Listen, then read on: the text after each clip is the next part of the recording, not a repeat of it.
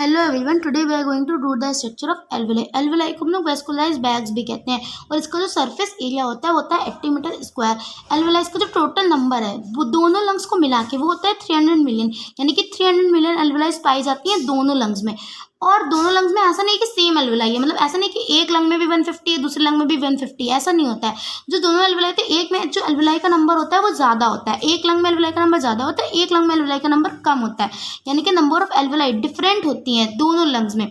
फिर जो एल्वेलाई है वो मेन साइट होती है गैसेस एक्सचेंज की, जैसे कि ये एल्वेलाई है और ये है हमारी पल्मोनरी कैपिलरी।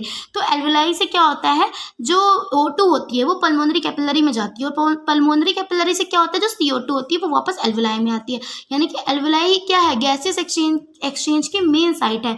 फिर रेस्पिरेटरी मेम्ब्रेन जो 3 लेयर से मिलकर बनती है, इसकी जो थिकनेस होती है वो होती है 0.2 से 0.5 म्यूमीटर।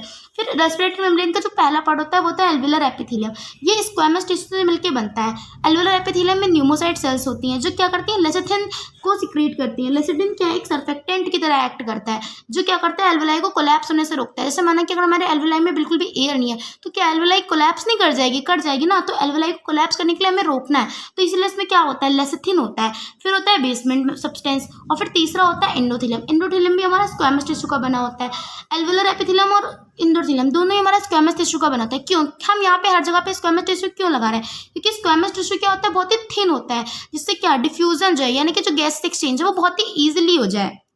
फिर जो रेस्पिरेटरी मेम्ब्रेन है वो कैसी होती है, थिन होती है, मॉइस्ट होती है, इरेगुलर होती है और हाईली वेस्कुलाइज्ड होती है। थिन क्यों होती है, यहाँ पे हम थिक भी तो कर सकते थे, हमने इसको थिन ही क्यों रखा, थिन हमने इसको इसलिए रखा अगर हम इसको थिक कर देंगे तो क्या O2 और CO2 ईजिली जो है एक्सचेंज हो पाएंगे, नहीं हो पाएंगे ना, इसीलिए इसको हमने थिन रखा है ताकि जो O2 और CO2 वो ईजिली एक्सचेंज हो जाए, डिफ्यूजन जो है वो ईजिली हो जाए। फिर ये मॉइस्ट भी होती है, इरेगुलर होती है और हाईली वेस्कुलाइज्ड होती है। हाईली वेस्कुलाइज्ड का मतलब क्या है कि जो एल्वेला मतलब इसके अराउंड बहुत ज़्यादा ही ब्लड वेसल्स पाई जाती हैं, बहुत सारी ब्लड वेसल्स पाई जाती हैं, इसलिए हम लोग बोलते हैं हाईली वेस्कुलाइज्ड। ब्लड सप्लाई बहुत ही ज़्यादा होती है, इसीलिए जो एल्वेलाई है वो इसको भी हम लोग वेस्कुलाइज्ड बैग्स कहते हैं।